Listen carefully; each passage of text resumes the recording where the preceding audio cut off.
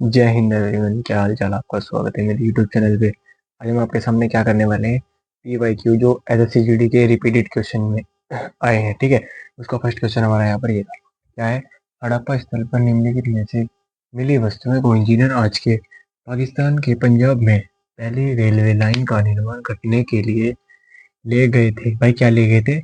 इसके अंदर ऑप्शन है आपका ईंटें या दरवाजे या कांसे के धारण या लोहे की पटरियां। भाई इसका आंसर क्या हो गया हमारा यहाँ पर, ये ईंटें ले गए थे। ठीक है, क्या ले गए थे हमारे यहाँ पर, ये ईंटें। अब क्वेश्चन नंबर 2 है इसका। नंबर दूसरा है इसका, देखो, निम्नलिखित में से सबसे पुराना वेद कौन सा है। ठीक है, क्या बताना है इसके अंदर, सबसे पुराना वेद कौन सा है? ऋग्वेद, धनुर्वेद, अथर्ववेद या यजुर्वेद। इसका जो आंसर हमारा क्या हो गया, ऋग्वेद। ठीक है, सबसे पुराना जो हमारा वेद है वो क्या है हमारे यहाँ पर, ऋग्वेद। ठीक, अब चलते हैं इसके क्वेश्चन नंबर 3 की तरफ। क्वेश्चन नंबर तीसरा है इसका, देखो, निम्नलिखित में से हड़प्पा सभ्यता की कौन सी धातु वर्तमान राजस्थान और ओमान से प्राप्त हुई है। ठीक है भाई, कौन सी धातु प्राप्त हुई है? हुई हमारी चांदी हुई है, या तांबा हुई है, सोना हुई है, या टीन हुई है। ठीक, इसके क्या हुआ हमारे यहाँ पर, तांबा। भाई हड़प्पा सभ्यता की कौन सी धातु, यानी कि कौन सी धातु थी जो वर्तमान राजस्थान और ओमान से प्राप्त हुई है? तो राजस्थान और ओमान से प्राप्त होने वाली धातु कौन सी है हमारे यहाँ पर, ये तांबा। इसका तांबा यहाँ पर राइट आंसर हो जाएगा। ठीक है, ये हमारे रिपीटेड क्वेश्चन है। और क्वेश्चन नंबर 4 देखते हैं इसका। क्वेश्चन नंबर 4 है इसका, ऋग्वेद संयुक्तों का संग्रह है। ठीक है, कितने संयुक्तों का संग्रह है भाई हमारा यहाँ पर, 1028। ठीक है, 1028 का संयुक्तों का संग्रह है। ठीक है, ये क्वेश्चन पूछा गया था हमारा 2022 के अंदर। ठीक है, एसएससी जीडी में।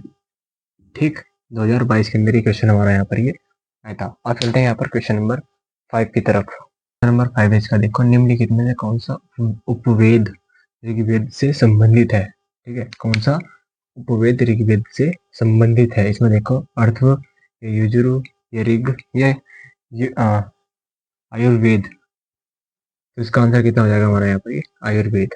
ठीक है, उपवेद ऋग्वेद से संबंधित है। कौन सा उपवेद ऋग्वेद से संबंधित है?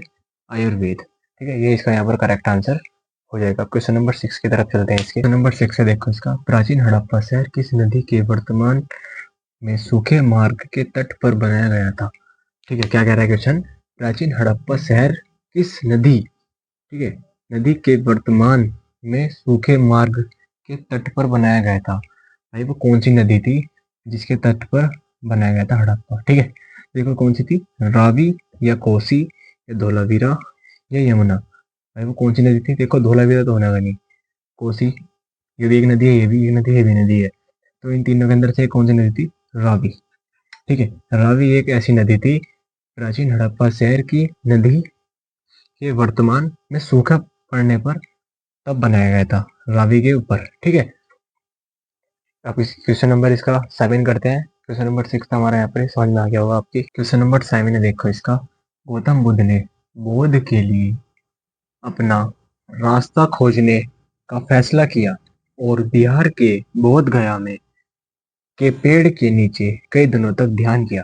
भाई वो ऐसा कौन सा पेड़ था जो महात्मा बुद्ध ने अपने जीवन में जो अपना जो ज्ञान प्राप्त किया, वो कौन सा पेड़ था? उस पेड़ का नाम क्या था हमारे यहाँ पर, टिक था या पीपल या साल या तमिल। तो कौन सा पेड़ था वो हमारा यहाँ पर, वो पीपल का, जहाँ गौतम बुद्ध ने अपना ज्ञान प्राप्त किया था। वो कौन सा पेड़ था? पीपल का पेड़ था। ठीक है, ये क्वेश्चन भी बहुत बार पूछा गया है एसएससी के अंदर। ठीक है, अब चलते हैं यहाँ पर क्वेश्चन नंबर 8 की तरफ। नंबर 8 है, देखो इसका, मेगास्थनीज के अनुसार पाटलिपुत्र के कितने द्वार थे? बताओ भाई कितने द्वार थे? भाई कितने द्वार थे? 64। ठीक है, कितने द्वार थे? 64। भाई मेगास्थनीज के अनुसार पाटलिपुत्र के कितने द्वार थे? 64। 64 इसका यहाँ पर करेक्ट आंसर हो जाएगा। अब चलते हैं यहाँ पर क्वेश्चन नंबर 9 की तरफ। नंबर 9 इसका, देखो, मौर्य शासक अशोक की मृत्यु कब हुई थी? भाई अशोक की मृत्यु कब हुई थी? कौन से बिफोर क्रिस्ट में हुई थी? ठीक है, तो 258 बीसी में हुई थी, या 233 बीसी में हुई थी, या 232 बीसी में हुई थी, या 254 बीसी में हुई थी। ठीक है, आपका जो करेक्ट आंसर है हमारे यहाँ पर कौन सा है? 232 बीसी में हुई थी। ठीक है, बीसी का मतलब बिफोर क्रिस्ट। ठीक, अशोक की जो मृत्यु हुई थी वो हुई थी 232 बीसी के अंदर। अब चलते हैं यहाँ पर क्वेश्चन नंबर 10 की तरफ। क्वेश्चन नंबर 10 है देखो इसका, पानीपत की तीसरी लड़ाई कब हुई थी? ठीक है भाई, पानीपत की तीसरी लड़ाई कब हुई थी? ठीक है, ये कब लड़ी गया, कब युद्ध लड़ा गया था? ठीक है, तो कब लड़ा गया था? ये 14 जनवरी 1761 को लड़ा गया था, 31 जनवरी 1762 में लड़ा गया था, 26 नवंबर 1773 में लड़ा गया था, या 6 नवंबर 1773 में लड़ा गया था। इसका जो करेक्ट आंसर है आपका वो है 26 नवंबर 1773 में आपका किसका पानीपत का तीसरा युद्ध लड़ा गया था। ठीक है, अब चलते हैं यहाँ पर क्वेश्चन नंबर 11 की तरफ। 11 है इसका, भारतीय संविधान द्वारा कितने मूल अधिकार प्रदान किए गए हैं? भाई कितने मूल अधिकार प्रदान किए गए हैं हमारे यहाँ पर? 8 या 7 या 6 या 5? इसका जो आंसर है करेक्ट आपका यहाँ पर हमारा 7। 7 ऐसे मूल अधिकार है जो आपको प्रदान किए गए हैं, ठीक है, संविधान के अंदर। अब क्वेश्चन नंबर चलते हैं 12 क्वेश्चन देखते हैं। क्वेश्चन नंबर 12 है इसका, भारतीय संविधान का कौन सा अनुच्छेद शिक्षा का आधार प्रदान करता है? ठीक है, ऐसा भारतीय संविधान का कौन सा अनुच्छेद शिक्षा का अधिकार प्रदान करता है? भाई कौन सा अनुच्छेद प्रदान करते हैं हमारे यहाँ पर?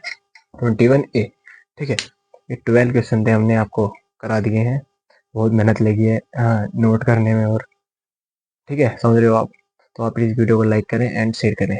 नेक्स्ट वीडियो मिलते हैं और 12 क्वेश्चन के साथ। ये सब PYQ रिपीटेड क्वेश्चन है। ठीक, जय हिंद, वंदे मातरम।